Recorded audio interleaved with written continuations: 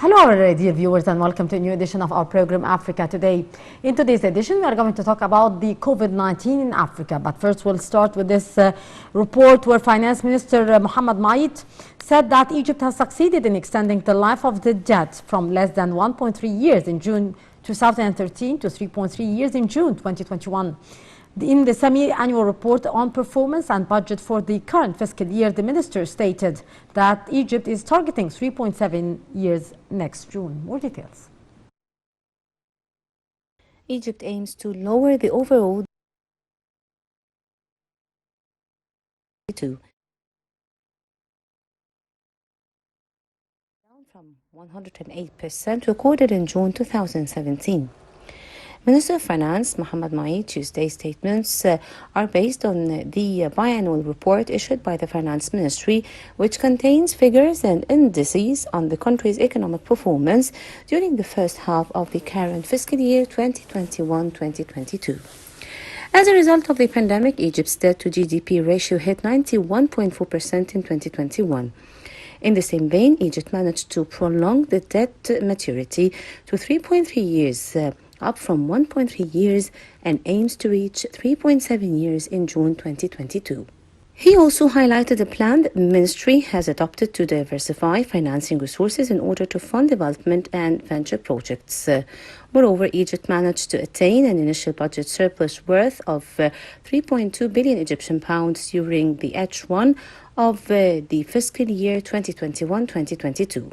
Furthermore, the Decent Life Presidential Initiative is expected to be financed with 200 billion Egyptian pounds during the current fiscal year 2021-2022. Regarding the budget's revenues, Maït said that they increased in the first half of the fiscal year 21 and 22 by 10.3%. Egypt also managed to curb the budget overall deficit by 50% over the past 5 years.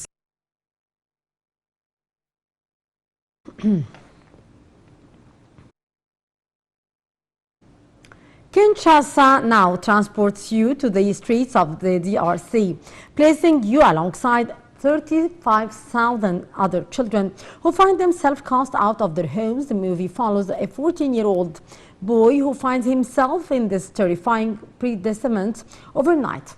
As the story unfolds, choices are presented to the viewers to help him face his new life. Let's have a closer look. The African Centers for Disease Control and Prevention said that number of confirmed COVID-19 cases in Africa reached 10,785,43 cases as of Tuesday.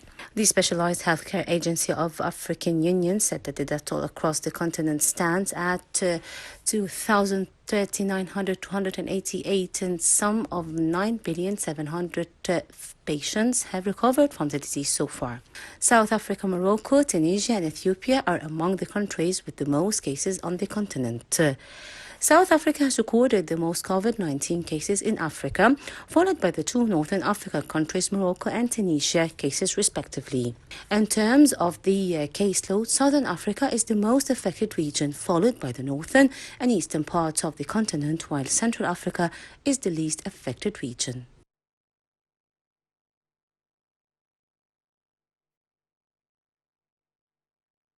And that was our report actually about the number of confirmed COVID-19 cases in Africa, which did reach 10,785,043 on Tuesday, as the African Center for Disease Control and Prevention said the death toll across the continent stands at 239,288, and some 9,743,996 patients have recovered from the disease so far. A short break, and after that we'll be back to continue our program.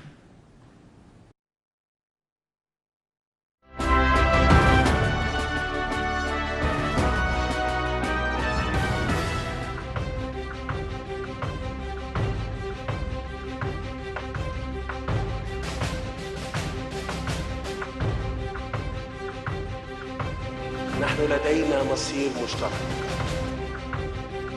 مصر تسلمت الرئاسة الدورية للاتحاد الإفريقي لعام 2019 وتتطلع كعادتها دوما للتعبير عن شواغل الشعوب الإفريقية الشقيقة الرامية لتحقيق الاستقرار والتقدم ودفع عجلة التنمية قدما. إذا كنتم ترغبون في تغيير وجه القارة الأفريقية، فالاتحاد الأفريقي كقيادة تستطيع أن تعمل وتدرس بشكل مركزي لمشروع عملاق لبناء بنية أساسية على مستوى القارة. أنا أتصور أن الأمن والاستقرار استثمار. إذا لم تستقر هذه القارة والأمن فيها بمعدلاته عالية، هذا الأمر سينعكس بالسلب علينا كلنا.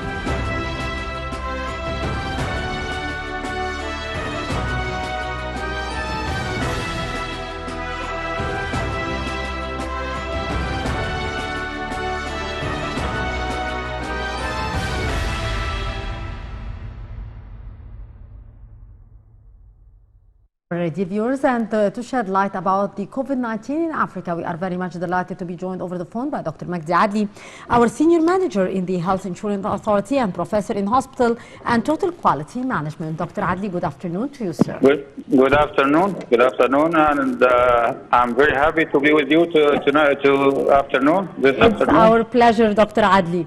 Actually, Dr. Adli, in its latest report on Tuesday, the African Center for Disease Control said that the continent has recorded over 10.5 million coronavirus cases, reaching a very critical milestone. What's your take on that, Dr. Adli? Okay, first of all, as everybody knows that the recent wave of coronavirus, which is Omicron, yes, which is BA1 and BA2, yes, and which is more faster of transmission, 1.5 times of first copy of Omicron BA1. yeah, And Omicron in general is like 5 times more transmission than Delta and other variants of COVID-19. And as people know that now all the world record like 365 million case of infected cases, and like almost 5.6 million of dead cases. Now, since the beginning of the crisis or pandemic, so that the number of infected cases in Africa, according to the African Center of Disease Control, is normal and maybe less than the global ratio of infection. yes, But the main problem that most of African infection cases of people who didn't get first dose or even of vaccine or non-vaccinated at all. And this is the problem, because you know, when the infected case is not vaccinated, that would be a problem. And the symptoms and is a milestone, and we should talk about this problem of vaccination of Africa. yes, Because of the vaccination or availability of vaccine to African countries, yeah, right now is less than any area all over the world. yes, And you know, vaccine protects people not to get or admitted to ICU or progress of the disease. yes, And 90% of admitted cases in ICU of non-vaccinated people. So that we should shed more light about the availability of vaccine for African countries, yes, and we should invite developed countries to help African Union to cover the countries of Africa for to get at least 40% of vaccination. yes. Okay, Yes, yes. Dr. Adli, how has the novel coronavirus been taking its toll on the African continent, and how have the African states been dealing with the impact of the coronavirus pandemic? In fact, African countries is dealing with novel or new virus or Omicron, which is Omicron, according to what is available financially or in healthcare system in these countries. And most of the African countries may relax in precautional measurement and even doing PCR of its people. And that may reflect non-corrected records or numbers of infected or dead cases in these countries because of COVID-19. So African Union is dealing with the crisis according to the what is available on the ground. Yes. To reach to the people or to care or the curve to be flattened, so that we need people, advanced or developed countries to help African Union to get out from that crisis because of the rising number of infected cases in Africa. Yes. Actually, sir, the head of Africa's Disease Control and Prevention also warned of prevention fatigue as the COVID-19 figures are rising steadily across the continent. What's your thoughts on this statement? As I told you, the African Union do its bit to contain or to limit the rise of infected cases. But according to what is available of vaccines or medical supplements, so that African Union do its best through making agreements with another countries for supplying vaccines or supplying medical supplements which is needed to health system in different African countries. Indeed. Sir, Egypt has been helping its fellow African states and has sent medical supplies worth more than $1.6 million so far, as it is planning a second batch worth $2.2 million. How do you see this move by Egypt? Egypt was from the first countries in Africa which shared powerfully in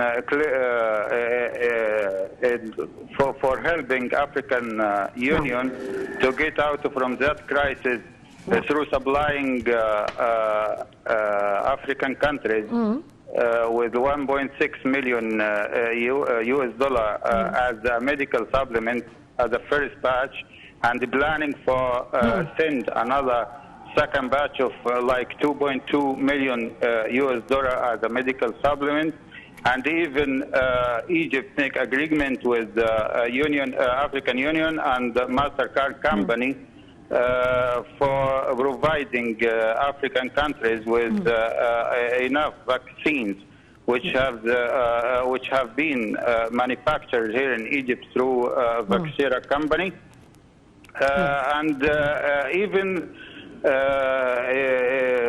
Mr. President, from the beginning, invite world and developed countries to help African countries and be fair with Africa for vaccine distribution. Indeed. And as I told you, African Union has made a lot of agreement with the pharmaceutical companies of manufacturing vaccines and other medication for that crisis. Yes. Dr. Magdi Adli, Senior Manager in Health Insurance Authority and Professor in Hospital and Total Quality Management Thank you very much for being with us and for your precious update. And now we'll go to watch this. Kinshasa now transports you to the streets of the DRC in the following story. For the very first time, the Belgian Center for the Fine Arts, located in Brussels, held an exhibition on the movie titled Kinshasa Now.